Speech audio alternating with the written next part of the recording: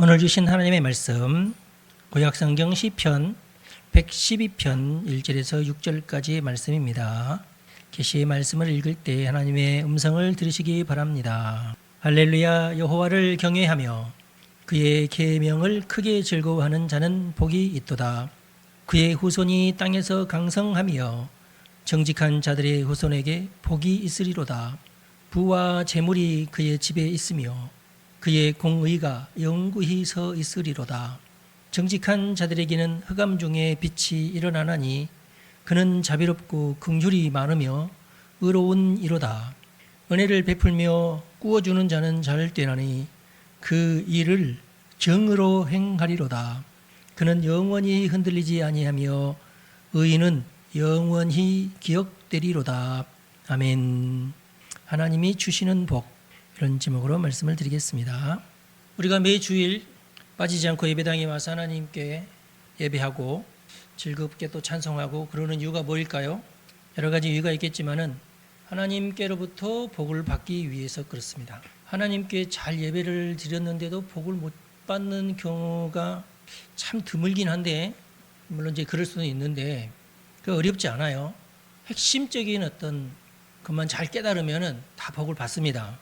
여러분들에게는 해당되지 않는 사항이 되시기를, 다 복을 받는 우리 성도들 되시기를 바랍니다. 그래서 오늘 본문 말씀을 가지고 하나님께서 우리에게 복을 주시는데 가장 중요한 원칙이 뭔지 그걸 잘 깨닫는 게 중요하겠죠? 다행스럽게 우리 대한민국이 복받는 나라가 되었어요. 5,000년 역사 가운데 최근 100년이 굉장히 중요한 시절이, 여러분 지금 태어나셔서 축복합니다. 잘 되신 거예요. 100년 전부터 우리나라가 그래도 행복한 나라가 되기 시작을 했는데, 만약에 여러분들이 한 50년 전에만 태어나서도 힘들었을 거예요. 지금으로부터 100년 전에 태어난 사람이 이제 없지만은 하여튼 저희 어머님이 한 100년 전에 태어나신 것 같아요. 지금으로부터. 그런데 우리나라의 근대화 물결은 복음과 같이 시작을 했고요. 이게 이제 하나의 큰 장점이 됐습니다. 그리고 이것이 서로 상승작용을 했어요. 다른 나라에서는 그렇지 않았는데 우리나라에서는 그게 서로 상승작용을 이렇게 했어요. 그래서 많은 학자들이 한국의 이 발전을 보고 한강의 기적이다. 근데 왜 하필이면 한강의 기적, 낙동강의 기적도 아니고 영산강의 기적도 아니고, 강도 많이 있는데 한강의 기적. 한강이 대단히 특별하기도 하답니다. 우리는 매번 보는 한강이기 때문에 그저 그러려니 하는데, 한강이 저렇게 좋아진 것도 뭐 그렇게 한 몇십 년 전에 좋아졌어요. 한강도. 여러분 그 조선시대의 한강 보신 적 있나요? 선교사들이 와가지고 아직 우리가 개화되지 않았을 때의 그 한강물, 그냥 개천 같아요. 어마어마하게 큰 강이 아니라 개천. 그냥 나룻배나 왔다 갔다 하고 다리는 물론 없고 그런 상황이었는데 대단하죠. 그리고 전 세계적으로 볼 때에 모든 훌륭한 도시들은 다 도시 가운데로 강이 흐르는데 우리나라 한강처럼 저렇게 거대한 강이 흐르는 나라는, 그런 도시는 없답니다. 참 특별하죠, 우리나라의 한강이. 그리고 이제 많은 사람들이 근대화가 되면서 발전을 했는데 우리나라만큼 단시간 내에 이렇게 발전을 이룬 나라는 없대요. 우리는 정말 복받은 나라예요. 세계 유례가 없답니다. 그리고 우리나라가 이렇게 잘 발달했는데 그러면 우리나라와 같은 그런 어떤 상황이 이후에라도 또 발생을 해서 잘 되는 나라가 있느냐? 아직은 없어요. 좋은 일은 물론 아닙니다. 그러니까 우리나라가 아주 독보적인 아주 근대화, 복음화를 이룬 유일한 나라가 되었다. 감사한 일이죠, 이거. 우리는 정말 특별한 복을 받았어요. 물론 이제 여기에는 여러 가지 좋은 조건들이 이렇게 딱 잘 맞물려 가지고 잘 진행된 것은 있어요. 저는 이제 첫 번째 일어난 일이 뭐냐? 우리나라가 잘 발달할 수 있는 첫 번째 조건, 일제의 식민지 정책이 나는 첫 번째 중요한 계기가 되었다. 제가 이렇게 얘기하면 이제 돌멩이라도 날아오고 막 그래야 될 텐데, 다른 나라들은 그렇지 않았어요. 다른 나라들은 군함을 가지고 대포를 쏘면서 전쟁이 일어나면서 많은 사람들이 죽고 그러면서 개항이 되고 그들이 무자비하게 막 총칼을 앞세우고 군합발로 짓밟으면서 근대화가 이루어졌어요. 그러니까 희생이 엄청나게 많았다는 뜻이에요. 왕조는 다 무너지고, 남미가 그랬고 필리핀도 그랬고 하여튼 그리고 민족 자체가 이렇게 막 바뀌면서 필리핀이 지금 그러잖아요. 필리핀 원주민들이 지금 못 살고 있고 중국 사람이나 외국 사람들이 거기를 완전히 장악을 해버리는 그런 상황이기 때문에 우리보다도 훨씬 몇백 년 전에 식민지가 이루어지면서 발전을 했지만 지금으로서는 우리나라보다도 너무나 열악한 상황에서 특별히 그 원주민들은 정말 참혹한 상황에서 여전히 살고 있잖아요. 남비도 대부분 그랬고 근데 우리나라만큼은 일본이 무혈 입성을 했죠. 여러분 그러면 이제 어떤 사람들은 아니다 농민 동학 근데 여러분 잘못 알고 있고 잘못 알려진 역사가 너무 많아요. 역사를 왜곡해가지고 역사의 이념을 막 덧칠해가지고 역사를 잘못 전달하는 사람이 너무나 많기 때문에 저는 그래서 여기저기 돌아다니면서 다 연구를 해봤더니 동학 농민 전쟁은 독립운동도 아니고요. 일본 사람들과 대항해서 싸운 전쟁도 아니고요. 동학 농민 전쟁은 그냥 양반들이 꼴보기 싫어서 일어난 반란이에요. 고종 황제 물러가라. 우리가 새로운 나라를 만들겠다. 했는데 그게 이제 실패가 되고 그러니까 나중에 동학 농민들이 일본하고 손을 잡죠. 일본 군대하고. 동학 농민 전쟁을 일제에 항거했다? 일본 사람들에게 항거했다? 그건 전혀 아니에요. 사실은. 근데 우리는 그걸 역사 왜곡을 시켜가지고 그렇게 하고 있는데 안타까워요. 왜 자꾸 이 우리나라 역사를 이렇게 이상하게 만들었는지는 하여튼 그 덕분에 우리나라의 군대가 완전히 박살이 났어요. 동학 농민을 제압하느라고 우리나라의 군대가 완전히 박살이 났습니다. 그래서 일본 사람들이 우리나라하고 싸우질 않았어요. 우리나라가 완전히 무방비 상태가 되니까 청나라, 일본, 러시아가 우리나라를 먹으려고 했어요. 그래서 우리나라에서 청일전쟁이 일어났고 러일 전쟁이 일어난 겁니다. 조선하고 일본은 싸우지 않았어요. 어떻게 했냐? 조약만 맺었지. 그래서 우리 보통 그렇게 되면은 왕조는 무너져야 되는데 유일하게 전 세계적으로 왕조가 무너지지 않는 채 외세가 들어온 나라는 우리나라밖에 없습니다. 고종 황제가 우리 황실의 채통만큼은 유지하게 달라 해가지고 종묘 사직이 그대로 살아남아 있는 나라가 우리나라였어요. 무혈 체제 전환이죠. 그러면서 물론 이제 일본 사람들이 큰 꿈이 있었죠. 일본의 목적은 우리 한반도뿐만이 아니라 만주와 중국이 자기들이 다 먹겠다고 하는 위대한 포부를 가지고 있었어요. 그것 때문에 우리나라가 산 겁니다. 우리나라만 먹도록 하는 것에서 그쳤더라면은 지금 우리나라는 일본이 됐을 거예요. 여전히. 그런데 일본이 우리는 중국까지 먹어야 되겠다. 이런 꿈을 꿔도 너무나 큰 꿈을 꾼 바람에 그래서 한국은 그러면은 우리가 잘 달래서 우리의 2등 국민을 만들어야 되겠다. 그렇게 하면서 한국에 막 어마어마하게 투자를 하면서 한국을 발전시켜 놨어요. 우리나라 돈으로 우리나라가 발전한 게 아니라 일본 돈으로 우리나라가 발전한 겁니다. 그냥 객관적으로 보시면 돼요. 저는 이것이 다 하나님의 큰 계획이 있으셨다. 저는 그렇게 해석을 해요, 그냥. 왜냐하면 그 일본이 우리나라를 침공하기 바로 전에 성령 부흥 운동이 일어났거든요. 예. 나는 참 절호의 찬스다고 봐요. 그리고 저희 아버지, 어머니는 목포에서 사셨는데 행복하게 일제시대를 잘 살았어요. 그래서 어머니가 저한테 하도 많이 들어가지고 제가 외우고 있는 게 뭐냐면은 나는 그때 유치원 다녔다. 그걸 자랑으로. 당시에는 중학교만 나와도 아주 고학력이었거든요. 근데 나는 유치원까지 다닌 사람이야. 근데 굉장히 극소수만 아마 다녔나 봐. 그래서 그걸 계속 저한테 자랑을 하고 그랬던 기억이 지금도 나요. 재밌게 살았어요, 하여튼. 물론 이제 그러니까 제 말은 조선시대보다도 일제시대에 평민들은 행복하게 살았다. 그런 뜻이에요. 잘 이해가 안 되세요? 조선시대에는요, 양반이 있었고 상민이 있었고 그 다음에 이제 소장농이 있었잖아요. 그러면 양반들은 세금을 내지 않습니다. 예. 다른 것으로 물론 이제 나라에 이제 헌납을 하고 그랬겠지만은 제일 어려운 사람들이 소장농들이었어요. 소장농들은 농사를 지어가지고 쌀 10가마를 만들었다 그러면 무조건 5가마는 양반에다가 바쳐야 돼요. 50%를 바쳐야 돼요. 상민들도 물론 자기 땅을 가지고 있는 상민들도 있었어요. 그런 사람들도 양반이 아닌 이상은 무조건 세금을 내야 됐습니다. 세금 종류도 많아요. 그래서 우리 우리나라 백성들은 가난할 수밖에 없었어요. 결국 쌀 5가마니 가지고 1년 버티기 힘들거든요. 그러면은 쌀은 비싸니까 팔고 보리를 산다든지 옥수수를 산다든지 그렇게 해서 먹어야 되고, 아니면 정말 모든 것이 다 떨어졌다 그러면은 부잣집에 가가지고 주인 양반 우리 쌀 1가마니만 꿔주시오. 그래? 그러면 너 이번에 만약에 쌀 10가마니 나오면은 6가마니 내 거야, 이렇게 돼요. 그게 너무 지독스러워요. 그러니까 농민들이 무슨 생각을 하냐면 어차피 내가 많이 생산을 하면은 생산할수록 부자들만 좋지 내가 가져가는 것은 별거 없어. 이러니까 일할 어떤 의욕이 나지 않아. 그래서 자꾸 점점 그 쌀 생산량이 줄어들게 돼 있어요. 근데 이제 일본은 와가지고 제일 먼저 했던 게 뭐냐면 쌀 농사하는 법을 가르쳤어요.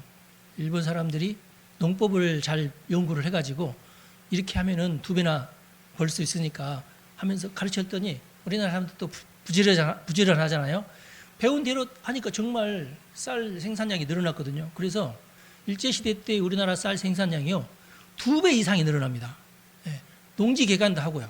그러면서 물론 이제 대부분의 그 쌀은 일본으로 수탈당했다고 하는데 아니요, 팔아먹었어요. 그러면서 우리나라가 일본 돈을 이제 지주들은 일본 돈을 많이 이제 쌓게 돼 있고, 그래서 그 지주들이 삼성을 일으키고 막 그랬잖아요. 그 이유가 거기 있어요. 그러면은 우리 서민들은 쌀을 안 먹고 뭘 먹었냐? 내가 가지고 있는 쌀 1가마니를 팔면 보리 2가마니나 옥수수 몇 가마니나 이렇게, 그러면은 어차피 1가마니 가지고는 과거에도 그렇고 지금도 그렇고 이건 1년 내내는 못 먹으니까 나에게 남겨진 것을 가지고 팔아버리고 다른 잡곡을 사서 먹었어요. 그게 옛날에 우리나라예요. 우리나라가 받은 복은 어떻게 보면은 하나님의 아주 기가 막힌, 우리가 그때는 깨닫지 못했지만 지금에 와서 역사를 되짚어 볼 때 깨닫는 게 있어요. 아, 우리나라는 하나님이 도와주셨구나. 농민 반란 때문에 나라가 망한 것도 이것도 고마운 일이구나. 일본이 쉽게 먹고, 물론 이제 독립운동 하시는 분들도 있고 뭐 반항하는 사람들도 물론 있었지만은 대체적으로 전체적인 국민들은 95% 이상의 국민들은 편안하게 살면서 부를 쌓았구나. 그 가운데에 기독교가 굉장히 큰 역할을 하면서 사람들의 마음 속에 신문물, 서양 문물에 대한 어떤 좋은 감정. 그래서 저 같은 경우에도 제가 초등학교 한 5학년 때까지만 해도 그 애들이 뭐 가지고 와서 야 이거 미제다 막 이러거든요. 에이 너 진짜 미제야? 그래 미제야 이리 와봐 한번 봐야지 하면서 그 초등학생들이 뭘 찾냐면 USA를 찾아 물건에서. 저는 그랬던 기억이 나요. 그만큼 우리나라 사람들은 미제 또는 독일제 이런 것을 좋아하면서 신문물을 받아들이고 조그만 맡은 연필 하나라도 미제면은 그 사람은 어깨가 막 올라가고 그랬던 시절이 있었어요. 그만큼 우리나라 국민성이 더 좋은 것, 더 새 것 이런 것을 추구하다 보니까 우리나라가 아마 그랬지 않나 싶어요. 신문물에 그렇게 우리나라 사람들이 그걸 추구를 했어요. 그런 열정이 있었던 거죠. 그러니까 그래서 우리나라가 아주 빠른 시간 안에 선진국이 될 수 있었다. 또 한 가지 더 중요한 것은 이승만 대통령이 끈질기게 3년 동안이나 막 질질 끌으면서 휴전을 안 하고 미국을 괴롭히는, 결국에는 미국이 이승만을 차라리 죽여버리자, 저놈 때문에 우리가 휴전을 빨리 하고 우리는 빨리 본국으로 돌아가야 되는데 저놈이 저렇게 지가 대통령이라고 하면서 휴전을 안 해주고 계속 이렇게 질질 끌고 있는데 우리는 도저히 못 살겠다. 그래도 끝까지 버티면서 미군이 한반도를 떠나지 못하게 상호 방위 조약을 이끌어낸 사람이 이승만 씨입니다. 결국은 미군이 우리나라에 주둔하게 됐죠. 탈탈 털고 떠나고 싶어하는 미군을 붙잡고 그렇게 해서 결국은 어떤 군사적인 안정을 미국이 어느 정도 책임을 지어주고 그러니까 우리나라가 빠른 속도로 발전할 수 있었지 않았나. 저는 그렇게 봐요. 세월이 흐르고 세상은 더 빠르게 변하게 됐는데요. 과거에는 한 10년 지나서 좀 세상이 바뀌었네. 우리 그렇게, 제 경험은 그래요. 물론 여러분들은 또 다를 거예요. 근데 제 경험은 제가 대학생 때까지는 한 10년 지나니까 세상이 바뀌었네. 이런 것이 이제 눈에 들어오고 그랬는데 요즘에는요. 1년 지났는데도 바뀌었네. 이래요. 1년 만에 세상이 너무 바뀌는 거예요. 네. 이제는 못 따라가요. 제가 너무 늙어가지고. 기독교도 많이 변했어요. 한 100년 정도 기독교가 막 이렇게 발전을 했는데 100년 지나자 사이비 이단들로부터 공격받기 시작했고 그동안 박정희 대통령이 무당의 그 악습이 너무 지독했기 때문에 무당들을 억압했거든요. 박정희 대통령은. 박정희 대통령이 기독교인은 아니었어요. 그런데 이 나라는 무당 때문에 망한다. 그래서 무당을 많이 괴롭혔습니다.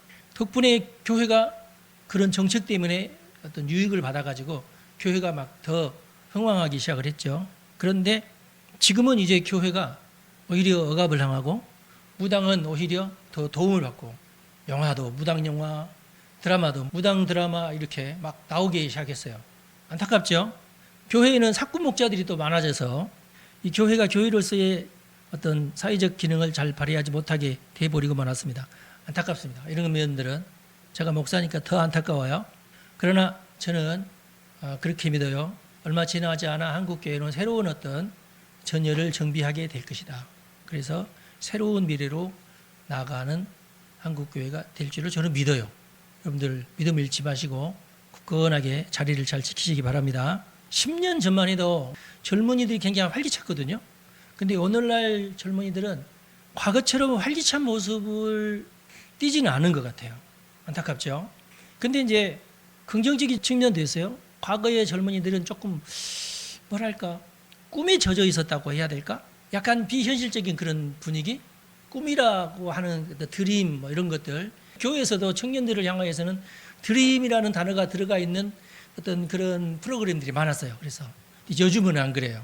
요즘에 굉장히 현실적이고 요즘 청년들도 굉장히 현실적인 청년들이 됐어요. 꿈을 꾸지 않는 건 아닌데 현실적이 되고 긍정적이 되고 바람직한 삶의 태도를 배우기 시작했어요. 이게 더 좋은 거야. 그러니까 좀 더 지혜롭다고 봐요, 저는. 그만큼 시대가 바뀌었어요. 과거처럼 막 때를 지어서 막 몰려다니는 그런 현상들은 많이 사라졌어요. 그리고 냉정하게 현실을 보고 있어요. 그리고 요즘 젊은이들은 자신만의 방식으로 삶을 구축하는 그런 모습이 많아요. 그 나름대로의 가치관, 나름대로의 인생 목표 이런 것을 진지하게 추구하는 그런 경향이 짙어지고 있다. 이런 모습들은 긍정적으로 봐요. 사회적으로도 많이 바뀌었다고 그래요. 과거처럼 회사에 취직하는 것을 유일한 목표로 삼지 않아요. 좀 늦게 취직하더라도 좀 제대로 잘 갖춰서 나는 도전을 하겠다. 또 퇴사 당하지 않기 위해서 급신거리지도 않는다고 그래요. 예. 부당한 취급을 받는다는 느낌을 받으면 바로 난 퇴사하겠습니다 하고 사표를 던져버리고 자기 스스로 자기의 길을 개척하겠다는 그런 의지가 또 강해진 그런 시대가 되지 않았나. 물론 이제 생활 수준이 과거보다는 많이 안정되어서 그런 것들이 가능해지지 않았나 그렇게 생각해 볼 수도 있고요. 확실히 물질적으로는 많이 풍요로워진 것은 맞는 것 같아요. 그러나 여러분들도 잘 느끼시겠지만 물질적인 풍요가 사실은 인간의 행복을 보장해 주거나 그러지는 않죠. 그냥 생활이 안정되었다는 것만 보장해 주지 그렇다고 해서 내가 행복하다 그건 또 아니거든요. 물론 이제 우리가 이제 생활이 열악할 때는 나도 부유해 주고 싶어 이런 것이 이제 가장 큰 목표가 되었었지만은 막상 안정된 삶을 딱 살다 보면요 사람들은요 더 높은 차원의 어떤 행복을 추구하게 돼 있어요. 생활은 안정됐지만 그전에는 돈 버느라 정신이 없었는데 이제는 그런 것에 대한 어떤 염려보다는 어떤 불만과 갈등 요소가 자기 눈에 이제 보이는 거예요. 이제 그전에는 그런 것들이 안 보였는데 좀 안정되다 보면은 그런 것들이 보이는 거죠. 자존심 상하는 것. 예전에는 그런 것 때문에 자존심 안 상했는데 이제는 사소한 것이 나의 자존심을 건들고 신경질 나게 하고 그래서 뭔가 이 정도면 내가 관계를 단절해야지 나 이렇게 못 살 것 같은데 이렇게 돼요. 예. 그래서 사람은 그래요. 환경이 좋아졌지만 물질을 넘어서는 물질적인 어떤 조건을 넘어서는 하나님이 주시는 복이 여전히 필요하다. 물질적인 복은 하나님이 주시는 복 가운데 그냥 단순하게 한 가지일 뿐이지 그것이 복의 모든 것을 포함하지는 않는다. 그런 걸 느끼게 되는 거죠. 여러분들도 뭐 세상을 살아보셔서 잘 아시겠지만은 이 세상에서 성공의 가능성을 높여주는 어떤 조건들이 있지 않습니까? 그 조건이 그게 안 갖춰지면은 사실 불가능하잖아요. 좋은 환경 아주 중요하죠. 결국 특별하게 성공하고 그런 사람들 보면은 역시 어려서부터 좋은 환경에서 자란 사람들이 그런 어떤 그 성공할 수 있는 가능성이 높다는 것은 여러분들도 잘 느끼지 않습니까? 그런 좋은 환경이 여러분들은 뭐라고 생각하세요? 수치적으로 그것을 정한다면은 그걸 뭐 어떻게 뭐 눈에 보이지 않는 가치 가지고는 측정할 수 없으니까. 그러면은 이제 학자들은 그렇게 얘기하는 것 같아요. 연 수입이 1억 3천만 원 이상인 가정은 좋은 환경이다. 이렇게 지금은 봐요. 그러면 1억 3천만 원 이상의 환경을 가진 사람, 그런 좋은 환경을 가진 사람의 숫자는 우리나라 지금 현재 1억 3천 이상의 수입을 내는 가정의 비율을 따져보니까 10%예요. 다른 거 다 내비두고 그냥 수입만 가지고, 그 가정의 가계 수입만 가지고 따질 때. 근데 1억 3천 정도의 수입을 가지고 있는 사람들은 그거 가지고는 만족스러워하지 않더라고 보니까. 대부분. 참 희한해요, 하여튼. 연 1억 3천을 벌지만 그때부터 무엇을 생각하냐면 세금으로 나가는 것이 너무 아까워서, 예, 왜냐하면 그 구간대에는 세금이 굉장히 그 많은 지출이 되거든요. 그거 가지고 끙끙거리고, 그렇게 되면은 이제 야, 내가 그래도 이 정도 사는데 애만큼은 유치원 좋은 데 보내야지. 이렇게 되니까 아주 상상할 수 없을 새로운 어떤 고민거리가 막 생겨요. 유치원도 함부로 정할 수 없고, 초등학교 가는 것도 함부로 정할 수 없고, 그래서 어떻게 보면 또 그게 또 학군과도 연결이 되잖아요. 그러면 내가 이 동네에서는 살 수 없고 다른 동네에서 살아야 되고, 이렇게 되니까 이게 더 치열해져요. 이게. 예. 그러다 보니까 우리는 충분하게 경제적으로는 성공했지만 이 학군에서 살려고 하니까 또 그런 사람들끼리 모여 있으면은 또 거기에는 또 어마어마한 스트레스가 또 있어요. 그러면 결국은 거기에서 낙오되는 학생들 어떻게 되느냐? 할 수 없이 호주로 보낸다든지 뉴질랜드로 보낸다든지 미국으로 보낸다든지 그렇게 돼요. 여기에서 오는 그 학생이 받는 스트레스는 어마어마하더라고 보니까. 행복하지 않아. 1억 3천 이상이어도 행복하지 않아. 예. 일제시대 때 우리가 그런 거 고민했겠어요? 근데 지금은 그래요. 이게 좀 심각해요, 또. 하여튼 간에 경제적으로 좋은 환경을 갖춘 가정은 지금 현재 우리나라 기준으로 한 10% 정도다. 근데 그것뿐만 있는 게 아니잖아요. 그 어떤 경제적인 환경과 다르게 타고난 외모와 건강, 이것도 중요하죠. 이것은 뭐 경제적인 환경과는 또 다른 영역의 환경입니다. 어떤 조건입니다. 재능, 경제적인 좋은 환경에서 태어났다고 해서 재능까지 좋지는 또 않잖아요. 그게 열정, 어떤 삶에 대한 열정적인 태도, 굉장히 긍정적인 태도를 가지고 있는 사람이 또 어떻게 보면 성공 확률이 더 높잖아요. 인내심이 있다든지, 탐구심이 강하다든지, 엄마가 예를 들어서 학원 끌고 다니지 않아도 지 스스로 지가 공부할 거 막 찾아서 공부하는 애들 있잖아요. 그 부모들은 그냥 노다지를 캐는 것 같죠, 그냥. 그렇잖아요. 이게 그런 애들 많거든요. 스스로 알아서 막 공부해가고 막 이런 애들. 책임감이 강한 애들. 든든하죠. 동정심이 갖추어진 자녀. 이것도 참 놀라운 복된 어떤 미천이에요. 그래서 이런 어떤 조건들을 갖추면 갖출수록 자신에게 유리한 거죠. 그래서 성공 확률이 막 높아지고, 예. 아마 여러분들은 방금 제가 나열한 조건 가운데 여러 가지를 다 갖추고 있었을 것으로 저는 생각하고 있습니다. 어떤 경제적인 요건에 해당되는 10%만 제외하고는 나머지는 사실 스스로 자기가 개발하는 거 아니겠어요? 그래서 엄밀히 따진다면은 좋은 환경이라고 하는 것은 단순히 경제적인 여유만을 가지고는 측정하기는 힘들다. 그 외에 다른 굉장히 많은 어떤 조건들이 많다. 그리고 경제적인 어떤 환경은 시간이 지나면서 사라질 위험도 크지 않습니까? 예를 들어서 외모 같은 것은 사고 나지 않는 이상 변하지 않잖아요. 근데 경제적인 환경은 금방 또 바뀌지 않습니까? 그런 것들. 성품은, 좋은 성품은 죽을 때까지 계속 좋은 성품을 유지하잖아요. 그런데 경제적인 것은 또 그렇지 않지 않습니까? 그래서 경제적인 여유를 지켜내는 것도 소중한데 어떤 핵심적인 눈에는 잘 보이지 않는 어떤 성품이나 재능이 훨씬 더 중요하다. 하지만 모든 인생이 뭐 이렇든지 저렇든지 모든 인생이 변함없이 맞닥뜨려야 되는 현실은 또 있어요. 언젠가는 부모의 슬하를 떠나야 되고 자기 스스로 자기의 삶을 책임져야 되는 그런 단계가 오고 배우자도 만나야 되잖아요. 혼자 살 수는 없잖아요. 그럴 수 있기도 하지만 결혼하고 아이도 낳아야 되고 양육해야 되고 자녀를 돌봐야 되고 헌신해야 되고 그러잖아요. 짧게는 20년, 길게는 40년. 짧게 20년 동안 딱 끝나면 좋죠. 근데 그것도 복이야 이거. 20년 만에 끝나는 부모가 있는가 하면은 어쩔 수 없이 한 40년 정도 돌봐야 되는 부모도 있고 그렇잖아요. 요즘 40년 뭐 그런 사람 많아요. 지금 40이 되도록 이렇게 부모랑 같이 사시는 분도 많아요. 현실이 그렇습니다.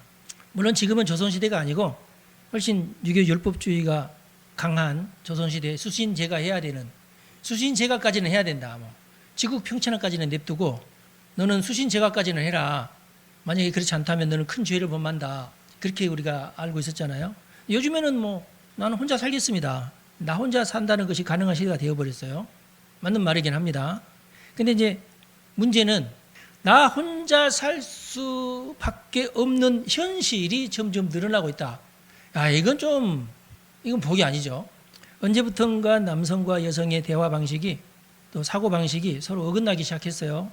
참 안타까운 일인데 사회 문제가 됐습니다. 나 혼자서도 살 수 있다는 것을 의미할 뿐이지 그것이 진정한 삶의 어떤 의미이고 행복은 아니다. 그나마 혼자 살면서도 이런저런 행복을 추구하면서 살 수 있다. 뭐 그렇게 저는 해석을 해요. 나 혼자 산다는 것을. 그게 이제 복은 아닌데 그나마 혼자 살더라도 이러이러한 복은 있다. 그런 것 같아요. 그래서 요즘 청춘 남녀의 갈등이 사회 문제가 되고 있습니다. 그래서 각 텔레비전 프로그램마다 어떻게든지 두 사람을 이어주려고 발버둥을 치고 있어요. 옛날에는 그런 프로가 없었는데 요즘에는 아주 날마다 그런 프로가, 이 방송국은 이런 프로그램, 저 방송국은 저런 프로그램에서 하여튼 맺어주려고 애를 쓰는데 잘 안 맺어지고 그렇죠. 그만큼 어렵다는 거예요. 이게 왜 그럴까? 저는 이게 이제 제가 볼 때는 이념의 어떤 문제가 크다. 요즘 청춘 남녀들은 서로 만나서 이제 겉으로는 다정하게 행복하게 잘 지내고 그래 다음에 봐 이렇게 헤어지지만 문제는 그 다음이에요. 집에 돌아와서 곰곰하게 생각을 합니다. 오늘 저 친구가 왜 그런 말을 했지? 그러다가 이제 결국에는 취재식 카톡이 몇 차례 오고 갑니다. 너 그 말 왜 했어? 그러면은 이제 우리 청년의 머리에서 쥐가 나기 시작합니다. 야, 내가 말 한마디 잘못하면은 난 큰일 날 것 같은데 후폭풍이 몰려오기 시작하는데 저 여자친구가 나한테 왜 그런 카톡을 했는지 도저히 이해가 안 돼요. 이걸 이해하려면은 시간이 좀 지나야 됩니다. 여성도 마찬가지인 것 같아요. 여성들의 얘기를 들어보면은 어쩌면 저 남자가 나한테 이렇게까지 할 수 있나? 내가 이 남자와 평생 같이 살아야 되는가? 막 고민하는 거예요. 심각해요, 여러분. 이게 과거에는 전혀 없는 그런 현상이 요즘에 생긴 거예요. 말 들어보면 정말 심각해요. 자, 이제 이쯤 되면, 왜냐하면 지금 현재 우리나라는 이런 문제들을 법적으로 풀려고 하거든요. 그러니까 이혼 상담 변호사들이 너무 많아졌어요, 지금은. 돈벌이가 돼버렸어요, 이제 이게. 과거에는 안 그랬거든요. 요즘은 또 뭐가 더 돈벌이 돼요? 학폭 관련 변호사. 사실 이거 옛날 같았으면 이거 뭐 변호사까지 살 문제가 아니잖아요. 근데 요즘에는요, 돈을 벌어가지고 변호사들한테 다 줘야 돼요. 학교 폭력 가서 얘 잘못했습니다. 야, 너 잘못했다고 해. 이러면 끝났어요. 근데 요즘 그렇지 않아요. 잘못했다는 말 하면 안 돼. 옛날에는 잘못했어요. 다음부터 안 그럴게요. 그럼 끝났잖아. 요즘은 내가 잘못했다고 하면은 큰일 나. 그럼 나한테 큰 손해가 와. 할 수 없이 변호사를 사야 돼. 그러니까 과거 같았으면은 그냥 통상적으로 우리가 사회 간념으로 이렇게 풀 수 있는 문제가 지금은 아니라는 거예요. 그럼 그게 행복이냐 그거야. 얼마나 스트레스냐고 이게.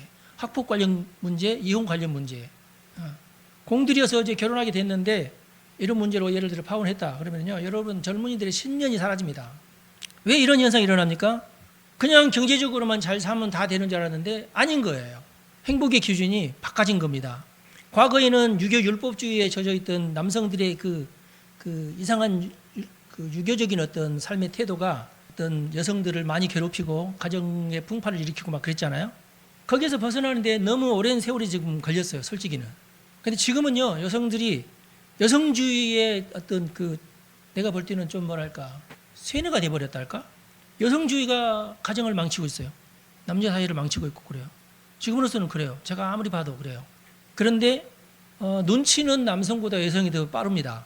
예, 남자들은 자신들이 가지고 있던 그 유교 율법주의가 관계를 망치고 있고 우리 가정을 괴롭히고 있다는 것을 깨닫는 사람이 거의 없었어요. 죽을 때까지 안 깨달아. 남자들 못 깨달아. 근데 여성들은 지금 바로바로 깨달아요. 아 하면서 분위기 파악을 잘 합니다. 이 여성들의 남성보다 더 큰 장점인 것 같아요.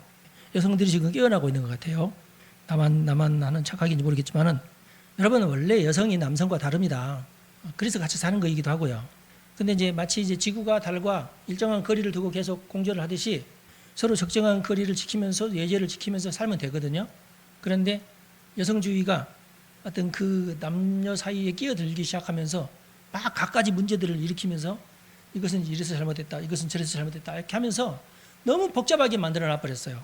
그러면서 이 공존의 어떤 그 균형이 깨지기 시작했어요.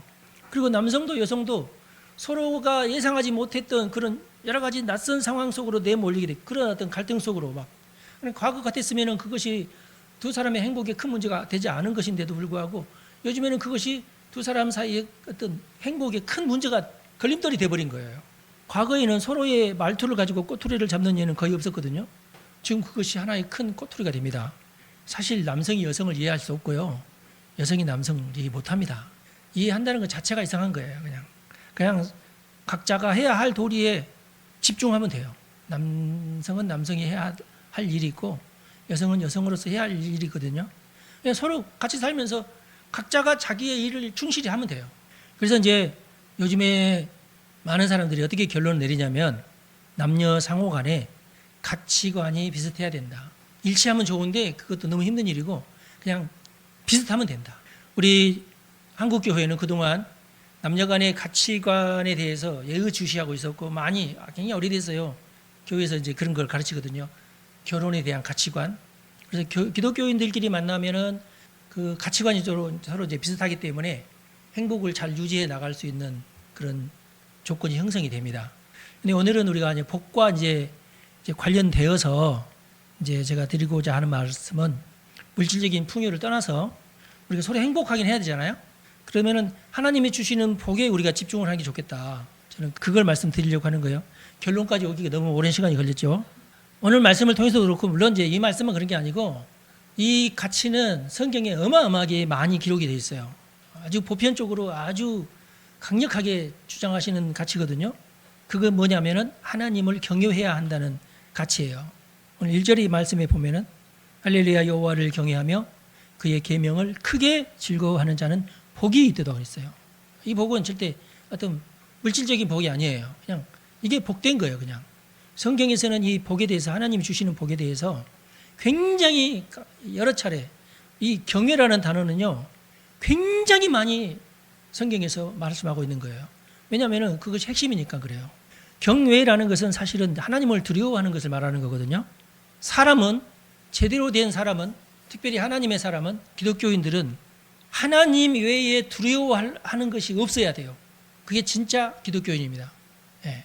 하나님만 두려워해야 돼요. 진정한 그리스도인에게 있어서 유일하게 두려워해야 될 대상은 하나님밖에 없습니다. 이게 첫 번째 원칙이에요. 그리고 하나님을 진정으로 두려워하는 사람에게 나타나는 현상은 어떤 현상이냐? 하나님의 계명을 즐거워한다. 하나님의 계명을 즐거워해요. 제가 애들을 키워봐서 좀 조금 아는데 어떤 문제가 있어가지고 제가 이제 모세나 향이를 이제 좀 이렇게 야단을 치잖아요. 그러면 애들이 저를 이제 두려워하게 돼 있잖아요. 그렇죠? 저는 야단을 정말 평생에 한 서너 번밖에 야단을 안 쳤는데 야단을 칠 때마다 제가 굉장히 조심스럽게 야단을 쳐요. 왜냐하면은 아이들한테 너무 공포감이나 이런 거 조성하면 안 되니까. 그러나 하여튼 한 번 야단을 칠 때는 내가 정확하게 야단을 칩니다. 너 이러면 안 돼. 반드시 이렇게 알겠지? 앞으로 너 다시는 이렇게 하지 마. 이러는 거 있잖아요. 그러면은요, 제가 놀라운 어떤 반응을 뭘 겪냐면은 아이들이 제 말을 확실하게 따라와요. 정확하게. 그런 걸 제가 느껴요. 그리고 나서는 다시금 그 일을 하지 않아요. 예. 자녀가 부모를 두려워하게 되면 그 부모가 하는 계명에 대해서 확실하게 지킵니다. 두려움의 어떤 두려움의 효과? 두려움의 긍정적인 효과예요. 이게 우리도 마찬가지예요. 하나님은 이걸 굉장히 엄격하게 우리에게 요구하시는구나. 기독교인이 그걸 깨달으면 절대로 그것을 범하지 않아요. 근데 놀라운 것은 그게 곧 복의 기본이 돼요. 그럼 하나님께서 왜 우리를 혼내시면서 그렇게 하지 말라고 할까요? 해서는 안 될 일이기 때문에 그래요. 그거 하면은 복이 되지 않기 때문에 그래요. 그래서 경외라는 것은 하나님을 두려워한다는 것은요 아주 중요한 메커니즘이에요. 이게 왜 메커니즘이냐면 내가 하나님을 두려워한다는 것은 그만큼 내가 하나님에게 더 가까이 가게 된다는 것을 의미하는 거거든요. 결국 그건 뭘 의미하느냐면은 악한 사탄 마귀가 우리들에게 가까이 올 수 없다는 것을 의미하기도 해요. 이게 그러니까 반작용이죠. 이게 일종의 메커니즘이에요. 내가 하나님에게 가까이 갈수록 마귀는 나에게 가까이 올 수 없어요. 내가 하나님에게 가까이 가면 가까이 갈수록 나는 더 두려워할 수밖에 없어요. 하나님은 두려움의 대상이니까. 그래서 경외라고 하는 것은 기독교에서 굉장히 중요한 복의 원리다. 여러분 복 받고 싶으세요? 하나님을 두려워해야 됩니다. 이걸 오늘 그 여성주의하고도 이제 뭐 남성 같으면은 남성의 어떤 뭐 그 유교 율법주의 뭐 가부장적인 어떤 그런 개념으로만 생각한다면 정말 기독교인이라면은 자기가 유교적인 가부장제를 떠날 수밖에 없어요. 하나님이 무서워서라도 떠날 수밖에 없어요. 정말 기독교인이라면은 여성으로서 아 내가 이게 여성주의에 빠져서는 안 되겠구나 하는 것이 이게 깨달아질 수밖에 없어요. 이게 제가 볼 때는 그래요. 그럴 수밖에 없어요. 저는 2세대 여성주의까지는 오케이 이건 맞아. 그런데 3세대부터 조금 이상하고 4세대 여성주의는 이건 마귀의 논리인데 저는 그걸 깨달아요. 근데 지금 현재 여성주의는 뭐냐면은 이걸 그냥 도덕적인 영역에 또는 어떤 계몽의 영역에 놔둬야 될 것을 법적인 영역까지 끌고 들어와요. 그래서 이걸 가지고 남성을 법적으로 구속하려는 그런 지경까지 와버렸어요. 그래서 남녀 관계는 깨지게 돼 있다. 절대로 여러분 여기 이 영역까지 가면은 절대 복을 못 받습니다. 아무리 내가 경제적으로 성공했어도 절대 남녀 관계 가지고 내가 행복을 누리지는 못해요. 그렇게 될 수밖에 없어요. 특별히 예배하러 올 때 여러분 정말 조심해야 되는 것은 예배라고 하는 것은 시공간을 하나님께 집중하는 때를 말합니다. 예배하는 순간이. 예배는요 시간이 중요하고 장소가 중요해요. 만약 여러분들이 나는 병에 걸렸습니다. 나는 지금 현재 침상에 누워있을 수밖에 없어요.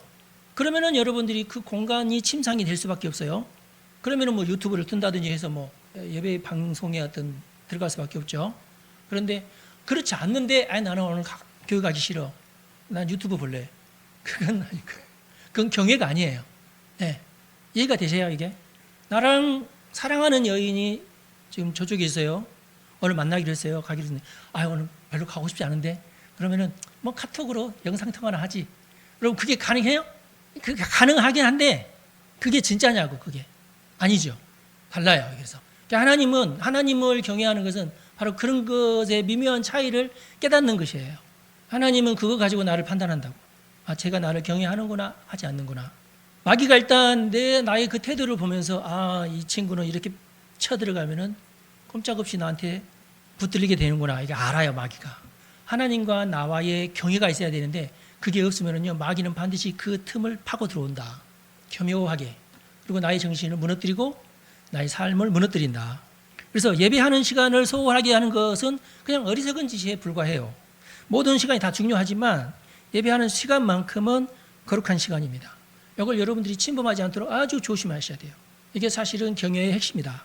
제가 옛날로 아주 오래된 안식이라는 책이 있어요.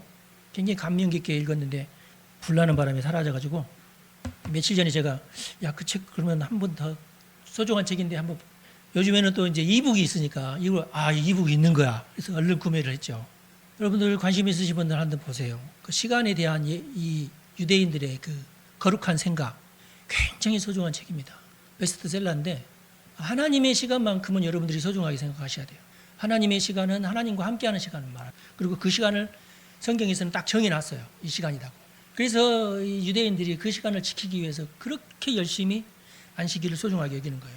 그게 복의 근원이라고 생각을 하고 그게 자신들의 경외의 출발이라고 생각을 해요.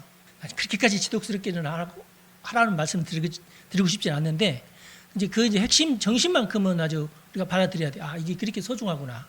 2절의 말씀 보니까 그의 후손이 땅에서 강성하며 정직한 자들의 후손에게 복이 있으리로다.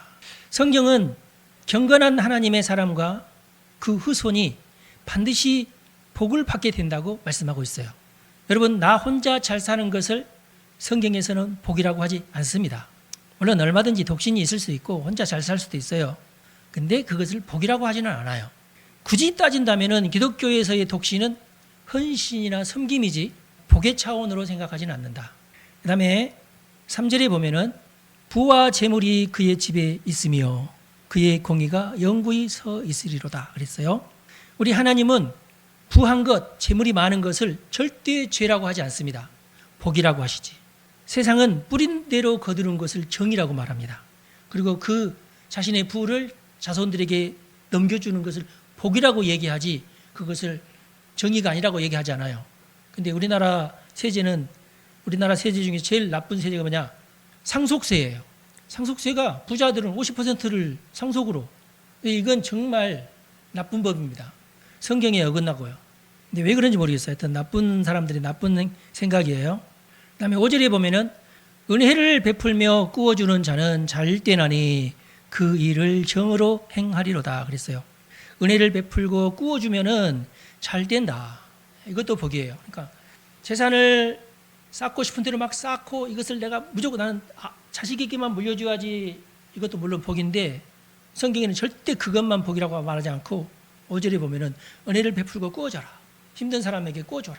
그리고 은혜를 베풀어라. 이자를 너무 많이 받지 말고 특별히 너희의 식구들한테는 이자도 받지 말고 너희의 동족들한테는 이자도 받지 마라. 이게 성경이에요. 그리고 그 일을 정의롭게 행해라 그랬어요. 정의롭게.